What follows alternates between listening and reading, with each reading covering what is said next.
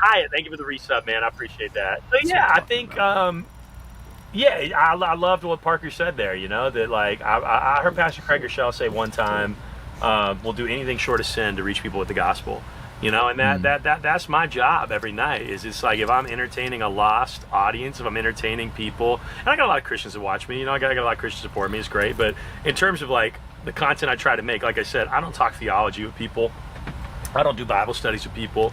You know, my goal is to make people laugh and then help them when they have something going on, you know. So people will come through chat and they'll just say, I mean, man, with this, it just happens so often. It's hard to choose the one because it's like a nightly thing. Somebody will come in and say, hey, preacher guy, yo, my girlfriend just dumped me. I'm super depressed. And can you help? You know, hey, preacher guy, I just relapsed. You know, is there anything you can do to help me out, man? Hey, preacher guy, man, I'm feeling super anxious. I haven't been able to get out of bed today. Like, is there, you know what I mean? Like, so it's like that's kind of the energy in the chat. And you know, I've just fed into that by being intentional about like, man, I just want to make content for people that have questions, that are curious, that are spiritually open maybe, and just don't have a home in church. And Twitch is kind of a cool place to do that because that's a lot of people that watch.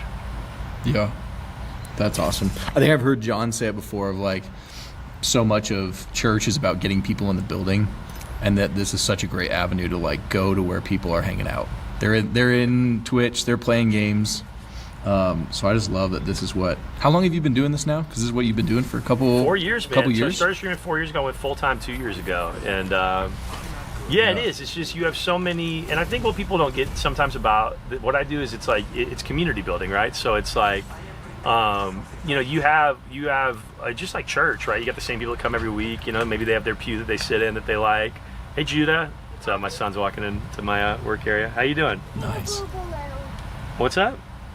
I found these. You found these balloons? Yeah, and ones are some are red and some are. I like your 4th of July party hat too. Yeah, I love you. I gotta keep working, okay?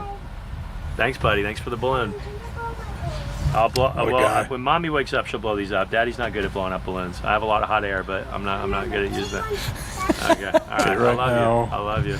I got a lot of hot air. No, Judah, close my door, dude. I stream from a shed in my backyard, and my kids just. Is it hot there? Nah, today's pretty good, man. It's gonna be terrible all summer, but I'm gonna be on the road a lot this summer, so it'll be all right. I remember chatting with you over the last summer, and you were like, "Hey, I need to get out there because it's so hot." Last summer here. was like, it made me just never, ever want to be in Texas again in the summer. It was so bad. Like I moved away from the winter in the Midwest, and like the summer here is like it was almost as bad. It was really rough. Hopefully, it'll be better this summer. But yeah, I think what I was saying is like I think people don't necessarily understand that.